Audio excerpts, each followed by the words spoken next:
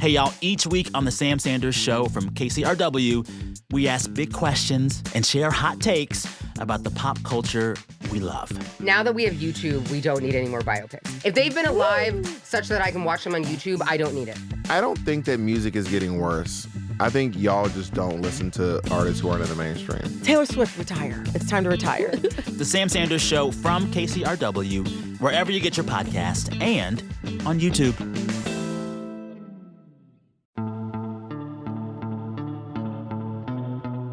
I'm going to leave this podcast and just fall in love with the next man I see. So you're welcome to whoever that is.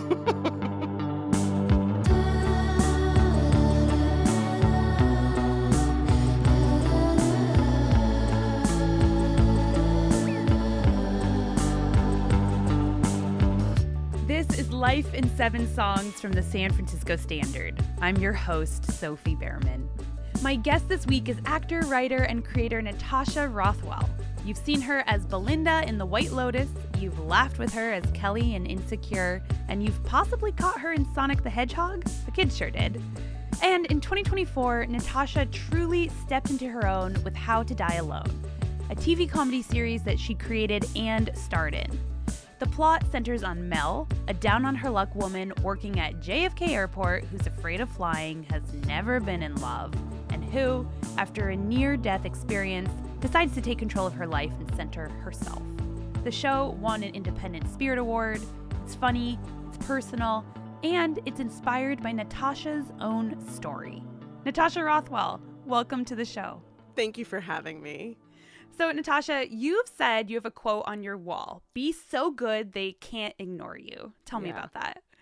It's a Steve Martin quote, and I am very self-aware and noticed that there are a lot of things in the world and society and how people view me and the preconceived notions people have about women, about Black women, about plus-size women, that I was up against it in terms of having people see me. And it's a huge part of a lot of the projects that I do is about that visibility and wanting to be seen.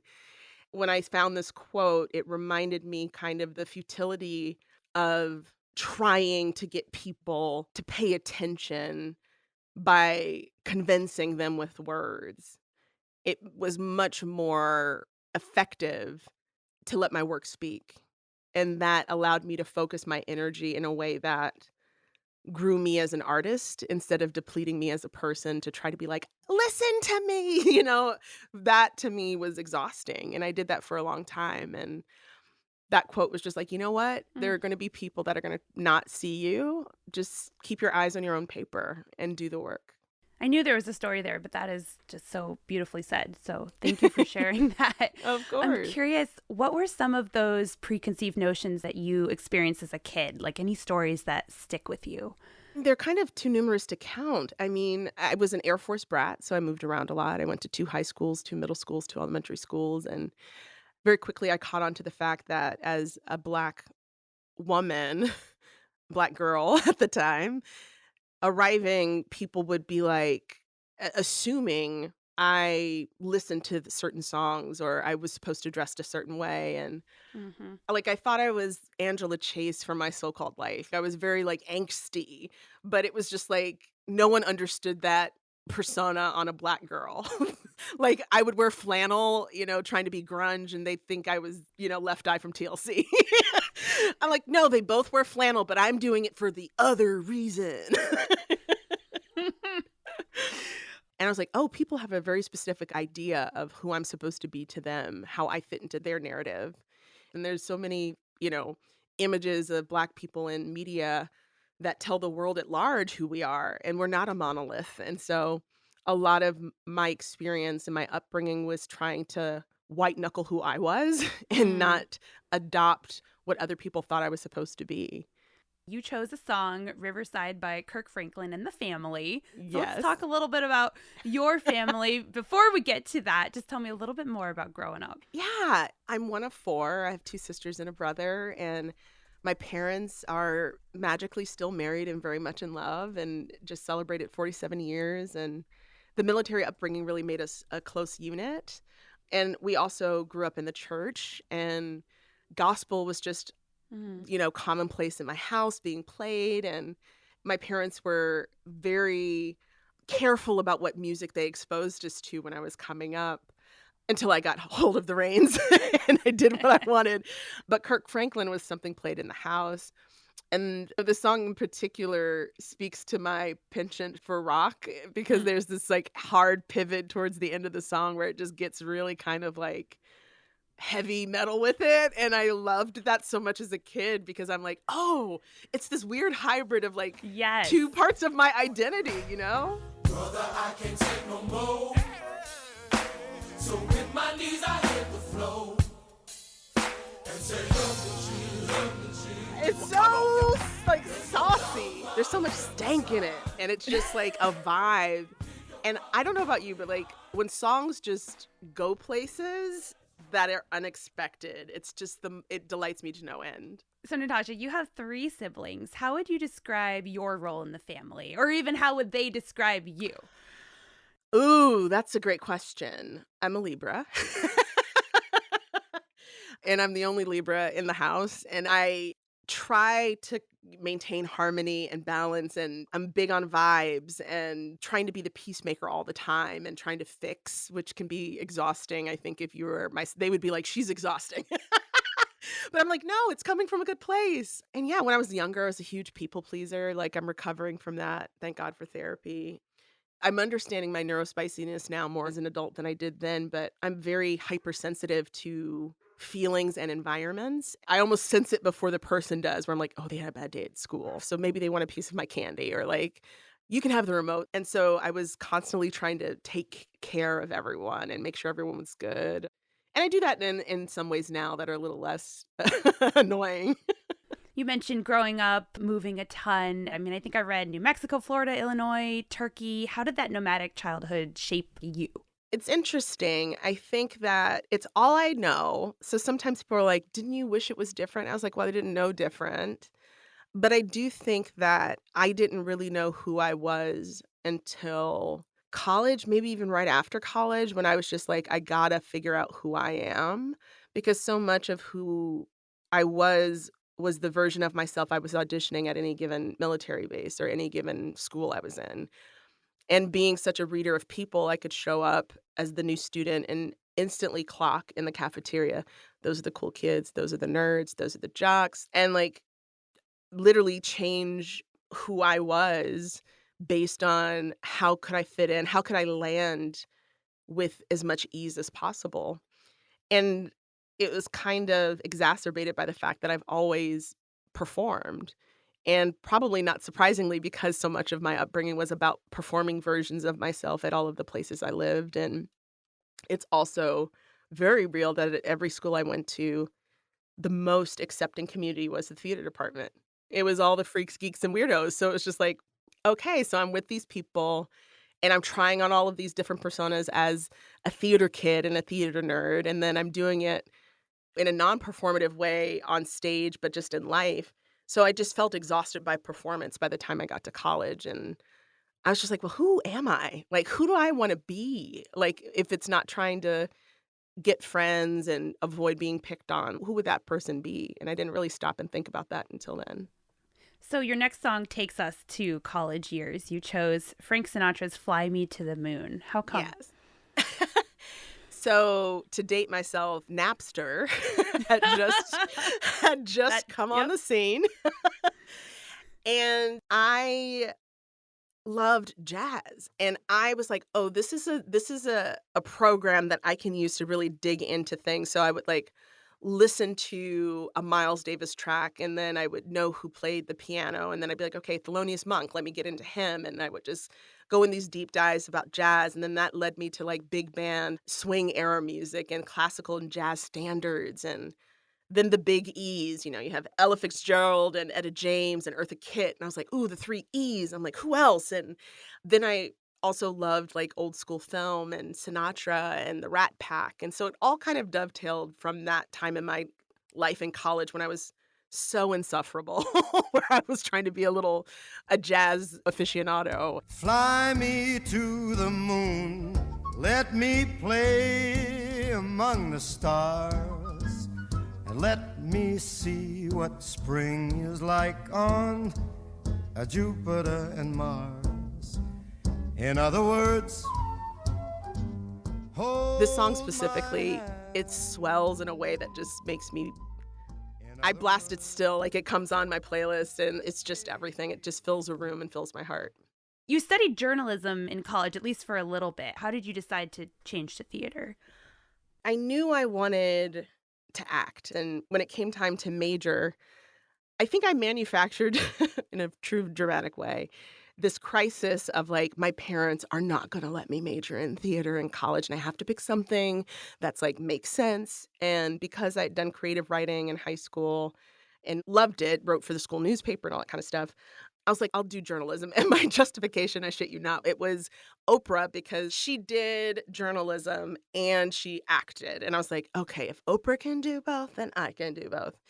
And I majored in journalism, did it for a whole year at Ithaca College. And it was so oppressive, the AP style and just like the rigidity of journalism. And I wanted more freedom. And I remember I had a professor, it was just like, you can't just take all of these creative liberties with the truth. And I was like, but I want to.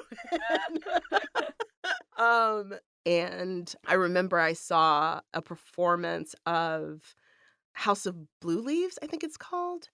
And in the program, they had a poem, A Dream Deferred by Langston Hughes. And he talks about, does it explode? Does it shrivel like a raisin in the sun? It's about having a dream, and if you don't express it, it could shrivel up and die. And so it just, it brought me to tears, because I was like, I have this dream I'm deferring because I'm trying to make my parents happy. And then I came out to my parents as a thespian. They're like, no, we know that you're an actor. Like, and they were so supportive. They're like, we were confused about the journalism thing, but we wanted you to be happy. It was all internal. It was so internal. I was trying to make my own after school special. I was just being very drama. Okay, so eventually you moved to New York and you're doing improv at the Upright Citizens Brigade. What did improv ignite in you? Freedom. Oh my God. It was therapy before I got into therapy. It was freedom of expression. The whole premise is, yes, and it's follow the fear. It's the complete antithesis of this sort of like rigidity of the religious upbringing I had. And saying yes to yourself, and the first thought being the right thought. And Oh, I love that. it was so foreign, to like a people pleaser. It's just like your first thought's not the right thought. You have to sit down and weigh it and make sure everyone likes it and then do it. But with improv, it was just like yes and amen. I was in a state of flow when I did it. You chose a song, Oh My God, by Jay-Z, that you described as your hype song on the way to improv shows. Yes. So tell me about that. So being in New York, where I really sort of cut my comedy teeth, I did a lot of walking, as you do as a New Yorker. And so my headphones were always my safe place. And I would score everything I did, and still to this day do. And that song was like such a like, let's go on the stage and let it ride. And it just has this amazing kind of like built into it. There's this fearlessness in the song, and you need that in improv. And so I definitely use this as my hype song more than once, many times. Yeah, your boy ruthless, like Ice Cube was. Turn the whole city on, I'm the new plug. So if this is your first time hearing this, you're about to experience someone so cold. A journey seldom seen, the American dream, from the bottom to the top of the globe. It's scoring me like running to catch the train, stopping the doors before they close. I'm like jumping over a puddle of who knows what. And like there's all of this kind of like, it feels like you're a character in a video game. You know what I mean? Of just like, oh, I'm going through something hard, but I'm going to come up on top, And it has that gospel in it too, so it like scratches that itch. And so, it's a fun one. So landing a role on Insecure was such a turning point. What did being part of that show mean for your career, your life? Without a doubt, changed my life. I started on the show as a writer. I had no idea I would even be on camera. It was a really full circle moment when Issa and Prentice came up to me about Kelli and them wanting me to play her. I didn't audition for her, so they were just like, you're her. And I was like, what? What do you mean? But I was just like floored at the opportunity and learned so much from Issa and Prentice. And Prentice is the co-showrunner with Issa. And I think it was also so affirming to be in a room with someone who saw all parts of me. I went in with blinders on. I was like, I'm writing on this show and nothing else. And Issa and Prentice were like, we know you do all the things. Like I had a Netflix special. They knew I wrote for SNL. So they knew I was multi-hyphenate, but I didn't grow up in an era where that was a thing. You had to pick a lane. And what does it mean to you to play Kelli? Oh, I love her fierce. She taught me so much about me. She's the antithesis of who I am in real life. My idea of a good Friday night is like the New York Times crossword and maybe The Office on loop and like maybe some edibles. That's the Venn diagram of me and Kelli. Maybe we both partake. But she's stronger than I am. She's braver than I am. She's fearless in a way that I just didn't know how to be at the time I was playing her.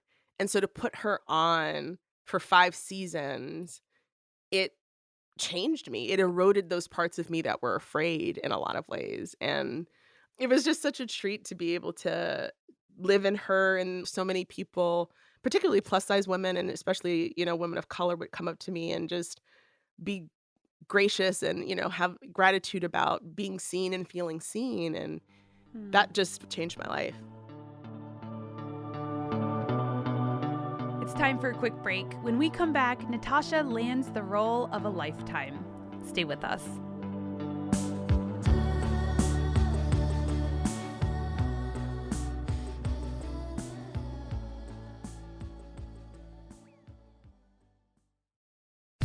Hey everyone, I want to recommend a podcast. Hard Knocks is a show about resilience, self-discovery, and finding meaning after chaos, hosted by Amanda Knox. Each week, Amanda sits down with fascinating guests, writers, thinkers, artists, to explore how we learn, grow, and rebuild ourselves after life knocks us down. Amanda brings humor, honesty, and hard-earned perspective to every conversation, drawing on her own experience of being wrongfully convicted and rebuilding her life. Amanda was a guest on Life in 7 Songs in one of our most moving episodes, opening up about how music became a lifeline during her years of wrongful imprisonment. On our show, she spoke candidly about turning pain into wisdom and also about how we're all so much more than our worst moments. If you liked that episode, you'll love her show, available wherever you listen to podcasts. I'm Jesse Alejandro Cottrell. And I'm Emily Dreyfus, and this is Pacific Standard Time. We have stories from all over the state of California, all the big battles that are happening here. Prop 50, housing affordability, tech, and immigration. And we're really excited to bring you the stories about how California is dealing with what it means to be alive in 2025. Subscribe to Pacific Standard Time, a new weekly show from the San Francisco Standard. We'll have new episodes every Wednesday starting November 19th, wherever you get your podcasts.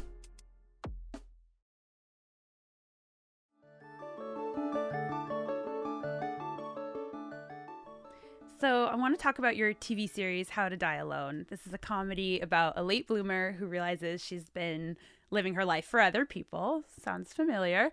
Yeah. And decides to finally put herself first. So that was you pretty much in your 20s and 30s, or a part of you. Oh, very much. Like I often say that show is a love letter to that unhealed version of myself and wanting to give her a platform so that way other people don't feel as alone as I felt at the time, making bad decisions and not feeling good enough. And it is the most vulnerable piece of art I've put into the world to date. And I'm so glad that it had a chance to exist. I'm, of course, sad that it's no longer on the air, but I think it's still doing good things for people. I get messages all the time being like, I just found your show and I loved it. And, I am going to take that trip. And it's just wonderful to be able to hear those things and to have put Mel into the world.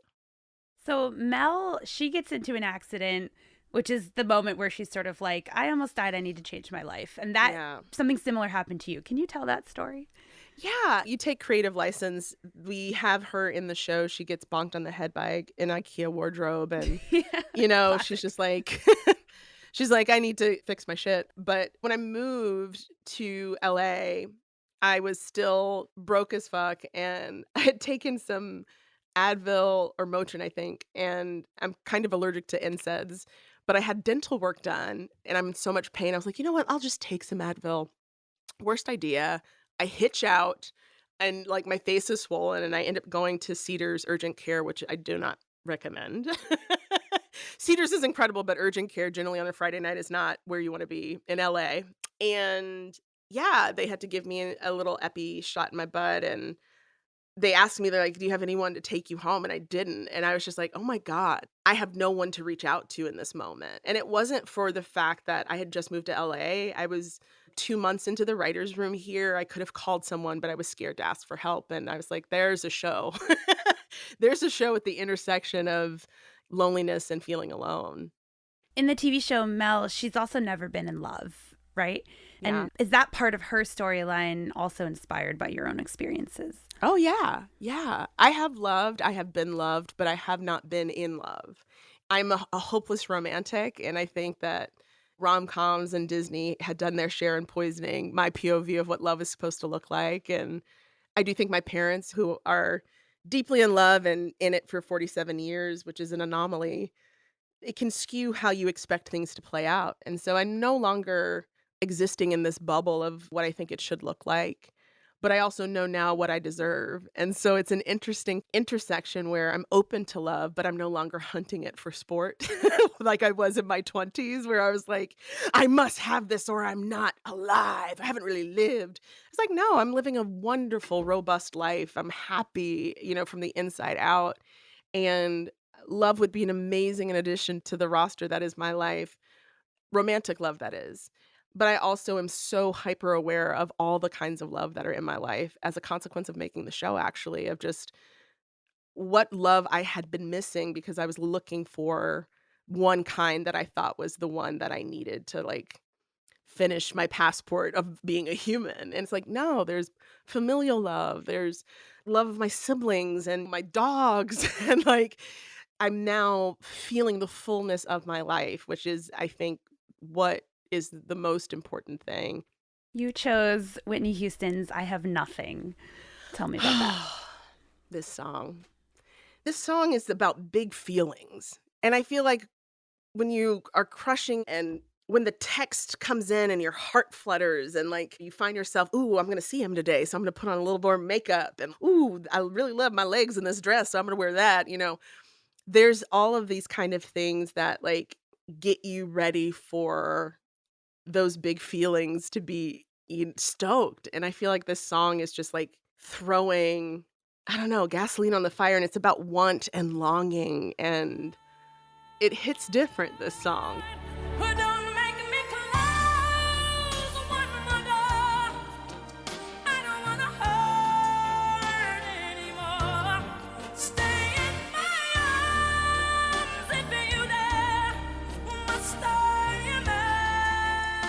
I'm going to leave this podcast and just fall in love with the next man I see. So you're welcome to whoever that is. This is like Simp City, USA. I'm like SIMP. It's like you turn simple because a guy is, or like a girl or whatever is just like making you in your feelings and you would do anything for them. And it just turns you into this. If you didn't have a crush on them, everything they do would be cringe. But because you have a crush on them, you're just melting. You're like, he has spinach in his teeth. Isn't that cute? Like this is when I am like in my feels. Again, I'm a Libra, so I crush a lot on literally anything. I could crush on this microphone. I crush on everything. But this song, I actually have a playlist on my Spotify called Simp Shit, which is like when I'm ready just to get my crush on. And this is on the list. Like it's in the playlist multiple times because you got to return to it. You know what I mean? You listen to it and then you dip your toes in it and then he comes back on. You're like, yes. It's so good for like crushing and falling in love. Oh. Okay, so you have another song about love, and this one is You Oughta Know by Alanis Morissette. Oh, see, this one, it's on the reverse side of love. It's like after you've gone through Simp City and you realize, was I really thinking that I wasn't worthy of this person? It's a song about realizing your worth, and it's also one of my favorite songs to karaoke. I karaoke all the time. Ooh. It's my favorite sport, and this one is like, you can really get your lungs going with it. And I think, again, having gone in and out of crushes and dating guys who didn't realize my worth, there's a fiery sort of like self-righteousness to the song that I love. And every time you speak her name, don't you know how you told me about the words till you die, but you're still alive, and I'm here to remind you of the mess you left when you went away. It's not fair to deny me of the cross. It's so good. That whole album, Jagged Little Pill, came out when I was in high school, and I lost my mind. Like, every single song I played to no end, and it is that kind of like angsty female rage that felt so illicit. Like, you're not allowed to express this like anger, and she just like tapped into it. It's interesting how you mentioned you'd experienced that feeling as a kid, like people didn't fully see or appreciate you, what you wore, the music you listened to, and then the men you dated sort of similarly. Do you still feel that way?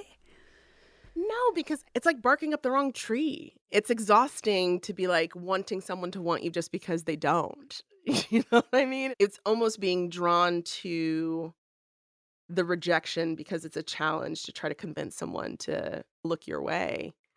And now I'm deeply disinterested in convincing anyone of my worth. I know who I am. And that's something I didn't know then. And so much of that kind of like wanting to be seen and wanting someone to co-sign my existence was because I hadn't even considered that I needed to do that myself. And that's the consequence of therapy, is being like, oh, fuck. Do I want to be with me? Who am I? And like, can I fall in love with myself? And I think that's also the comedy of the question of like, have you ever been in love? Romantically, no, but I have fallen deeply in love with myself. And that has been the best part of my journey thus far. I've been thinking about how you're in this really interesting moment. You're everyone's favorite character on this mega hit show, truly, White Lotus. You know, you won this incredible award for How to Die Alone. It's this deeply personal project. But then you're also navigating the loss of that project. And you know, it was canceled after the first season. So I'm curious, what does this chapter feel like for you right now? Unlike anything I could have ever prepped for. You know, it's bittersweet in terms of How to Die Alone. And I'm probably the most famous I've ever been in my life right now. And that also is weird, particularly because I'm a nerd about acting and the craft and writing and all of that. So like, fame and recognition have never been in my crosshairs. So it's a consequence of good work, which I think Steve Martin very much knew, but I didn't realize. I'm like, oh yeah, when you do work, they can't ignore you. They pay attention. And it's like, oh wow, I'm being seen a lot right now. So yeah, it's interesting. I wasn't prepared, I think, for this particular moment in my life, but I'm so grateful to be here. And I'm navigating it the best that I can, but I love what I do for a living. I really, really do. So in season 3 of White Lotus, you're still playing Belinda, but she's different this time. No spoilers, but she's less, self-sacrificing. She's putting herself first. Does that feel like you're kind of in that arc somehow as well? Oh, yeah. I think there's an echo between her journey and mine. I think she might be a little behind in terms of choosing herself and being unapologetic. I think I went through that phase, thank God, and am on the other side of that. At times it was painful to return to that version of myself by playing Belinda, because she is such a people pleaser, and everything she does vocationally, she gives of herself. She gives to her son. She puts herself last. And so to revisit that through Belinda was a reminder of how far I came. And there's definitely symmetry in who she is and who I am. I think that's why I'm so protective of her. Your next song comes from the musical Waitress, which is a story about a woman. She's a waitress in an abusive marriage. She feels trapped, and she finds a way out through baking and entering a pie contest. Why does this show have such a hold on you? I'm a musical theater nerd. I've seen the show twice in New York, once in Ireland, which was a fun one. And it's fundamentally sort of a story of a woman finding her own agency in her life. And I super relate to that. And this song specifically, she is realizing how far she's walked away from herself. I mean, it's beautifully written. Sara Bareilles is just a weapon when it comes to writing. And yeah, it's an emotional production, but I just super relate to this song of seeing who you are and seeing who you want to be and trying to close the distance between the two. And then she'll get stuck and be scared of the life that's inside her, growing stronger each day till it finally reminds her to fight just a little, to bring back the fire in her eyes that's been gone but used to be mine. I love this show. It's so simple. And also, I loved the movie of the same name. Very famously worked at Blockbuster when I was in high school and a little bit in college. And I would rent it all the time because it's obviously not a musical, but just the film itself tells the same story of that kind of like, I'm going to live my life on my terms type of thing. Did you meet Sara? You spoke to her even back then? Or there's some story around that, right? Yeah, we both went to a silent meditation retreat together. And the intro to the retreat, we could talk, and I didn't tell her until afterwards how much I was just in awe of her. And I just had to meditate silently alongside. And I'm just like, focus on finding your center. And I'm like, she's right there. How very White Lotus of you both. Very much. Oh my God. Yes. So, Natasha, your last song, it's Coldplay's Fix You. Why'd you choose this one? I saw Coldplay perform this, I think it was 2007. I went to the Fuji Rock Festival in Tokyo. I was living in Japan at the time. And I went to this massive rock festival alone. And I was bopping around all these stages, and I'd never seen Coldplay live. And I was a fan of some of their songs, but I never was like listening to whole albums at the time, if that makes sense. But like whichever one kind of popped up through the top 40 I listened to. And they not opened, but they shared the stage with Alicia Keys, which is why I was there. I loved her. And so I was like, oh yeah, I'll watch Coldplay and maybe they'll sing a song I know. And I was in church, to bring it back to church. It was such a cathartic experience to watch them play live. And when this song came on, I felt like my soul left my body because it was beautiful, and it's about like wanting to fix people, which as a people pleaser, it's like our anthem of like wanting to make someone better and knowing they can be better. And it just pulled on my heart. When you lose something you can't replace, when you love someone but it goes to waste, could it be worse?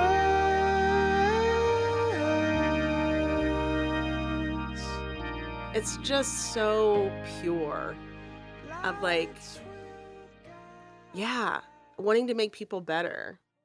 And I do think that like as much as I am a recovering people pleaser, that part of compassion is just like, it's my default setting. It's my factory setting. So that part won't change. And I think it still speaks to that. It's not the negative form of people pleasing. It's like rooting for someone.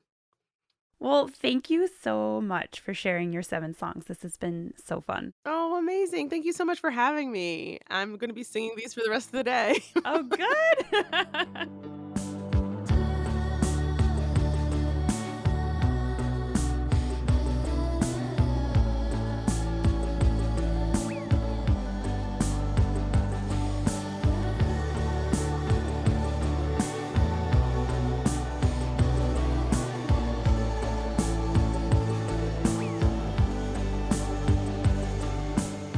Life in 7 Songs is a production from the San Francisco Standard. If you liked Natasha's episode, you might enjoy hearing from another late bloomer, the actor turned musician, Rita Wilson. Check it out. Our senior producer is Jasmine Morris. Our producers are Michelle Lanz, who also mixes the show, and Tessa Kramer. Our theme music is by Kate Davis and Zubin Hensler. Clark Miller created our show art. Our music consultant is Sarah Tembekshian. Executive producers are Griffin Gaffney, John Steinberg, and me. As always, you can find this guest's full playlist at sf.news/Spotify. I'm Sophie Behrman. Thank you for listening, and see you next time.